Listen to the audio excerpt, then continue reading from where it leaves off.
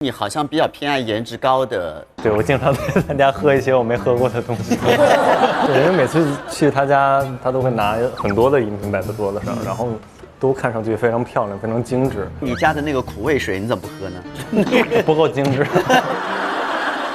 拍戏挣钱了之后才开始买这些贵一点的饮料，还是说没钱的时候也喜欢买饮料？我没钱的时候，很穷的时候，我就喜欢买饮料，然后我把很多钱都会买在水。